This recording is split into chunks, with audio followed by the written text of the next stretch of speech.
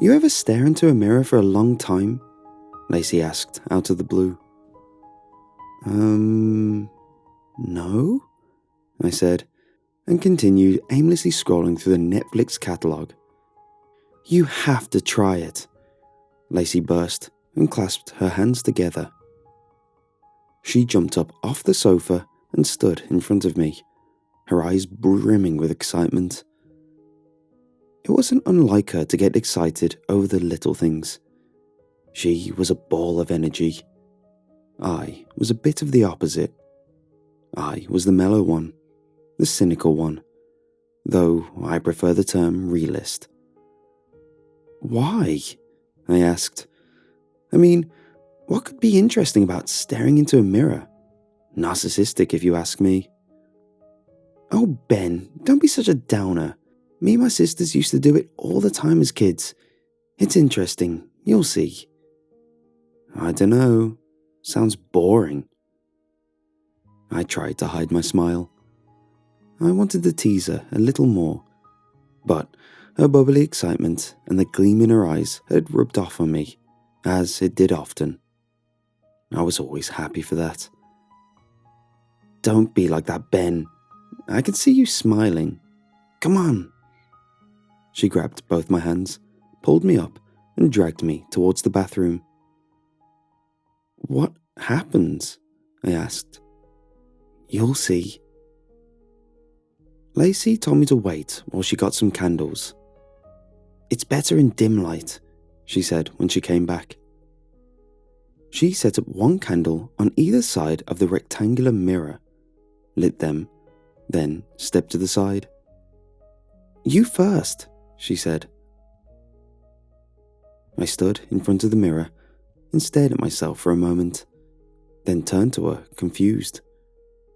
So, what do I do? It's easy, she said. Just stare at yourself, right into your own eyes. Don't move and don't glance away. Not even a little. Okay. It seemed silly at first, just staring at myself, but it did not take long for things to feel a little eerie. The sense of self started to drip away, as if the reflection were made of wax, and the person staring back in the mirror could almost be considered a statue or imitation, not a true reflection. Then, my features started to vanish. First, my mouth was gone, then my nose, and then my eyes. I found myself staring at a blank face, and that was enough for me. Whoa, I said. I clenched my eyes shut and shook my head. What did you see? My face. It went blank. Creepy, right? She laughed. Yeah, you could say that. I noticed goose flesh that had broken out over my arm. I had a sudden, odd sense that we were playing around with things we should not be. That what we were doing was more than just a simple game. But the feeling passed quickly. Lacey, as if noticing my worry, placed a comforting hand on my back and looked at me with those soft, expressive hazel eyes of hers. Don't worry, she said. I know why it does that. It's just our brain filtering out stimuli that doesn't change or move. It's just how our brains work. Oh, makes sense. Anyway, my turn. I'm kind of excited. Reminds me of home again, playing with my sisters before we all moved out and moved on with our lives. The good old days. Lacey positioned herself in front of the mirror, and I stepped to the side. I stood behind her and to the right, in a position where I could see her reflection, but not my own. You know, Lacey began, if you stare at your blank face long enough, it starts to morph. You see completely random people in the reflection. Seriously? Why does that happen? I think it's your brain freaking out for staring at something blank for so long. It needs stimuli, or we'd go insane. So, I guess it makes its own and morphs our reflection into something. Anything. Oh yeah. Again, makes sense, I said. Then I said something I would come to regret for the rest of my life. Sometimes I tried to convince myself it was Lacey's idea. Not that that would bring her back, but at least it would lift this crushing guilt off my heart. The grief is bad enough, but the guilt is like the point of sun through a magnifying glass, sharp and burning it all. But there was no use trying to trick myself. It was my idea. I had said it. Have you ever tried this in the dark? Lacey turned to me with a gasp, her eyes wide with excitement. No, that'd be interesting. Before I could say more, she blew out the candles.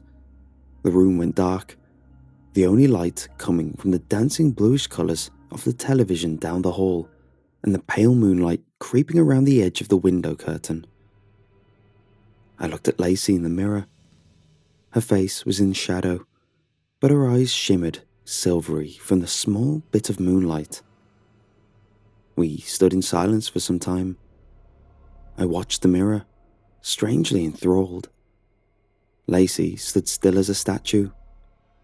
Then it started to happen. The mirror changed.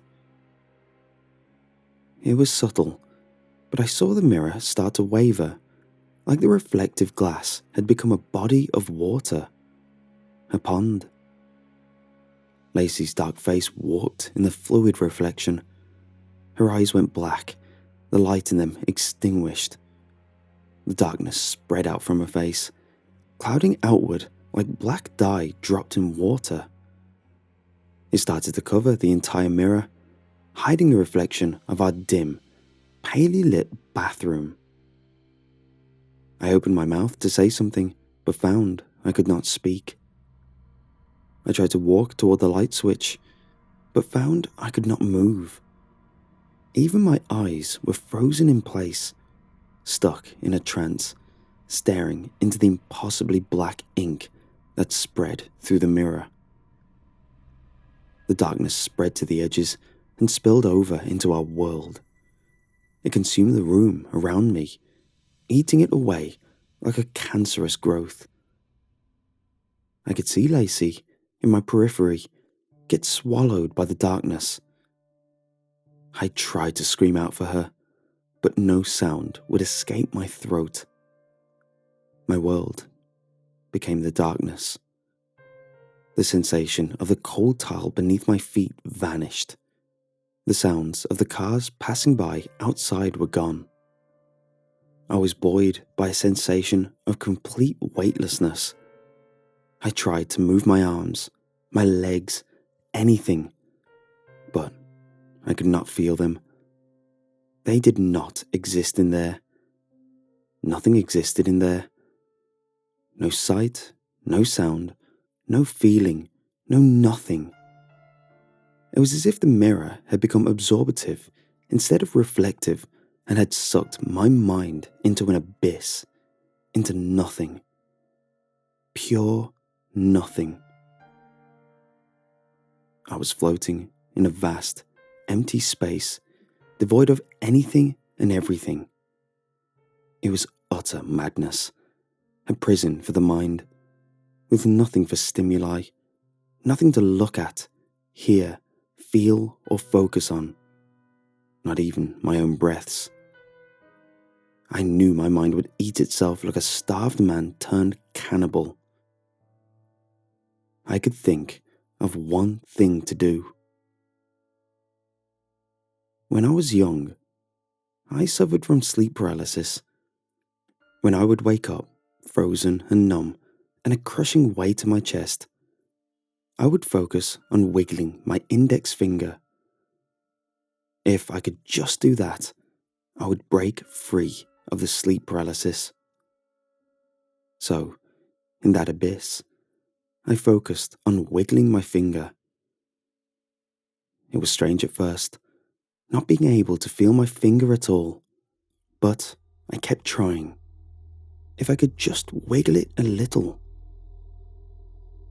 I began to feel something slight, a sensation that my fingers were there, but only as a cloud of mist, a suggestion of something instead of the actual thing. The movement felt sluggish, but the sensation built and built, and finally, I could feel my finger as I should. I wiggled it in the dark, and the feeling flooded back, first to my other fingers, then to my hand, and then to my arm. It felt heavy. I wrenched it upward, and graciously, the world came crashing back. I collapsed to the floor, gasping for breath. I stood up, scrambled to the wall, and groped for the light switch. I squinted against the harsh, fluorescent light and looked at Lacey. It was too late for her. She stood in front of the mirror, shoulders slack and her head slightly cocked to the side. Her mouth hung agape and drool was creeping down her chin. Her eyes were dull and glazed over, vacant, gone. I shook her. I screamed and cried and yelled. I even slapped her. She did not respond. I don't know why I broke free, yet she couldn't. Maybe it's because I wasn't staring directly into my own face like she was. Maybe it's because I knew about the sleep paralysis trick and she did not. Either way, she lays in a hospital to this day, stuck in a comatose state. The doctors don't know what happened to her. It's like nothing they have ever seen, they say. But I know. I know what happened. I have not told anyone. I fear they would not believe me. I'm sure they would only call me insane. But I know what happened.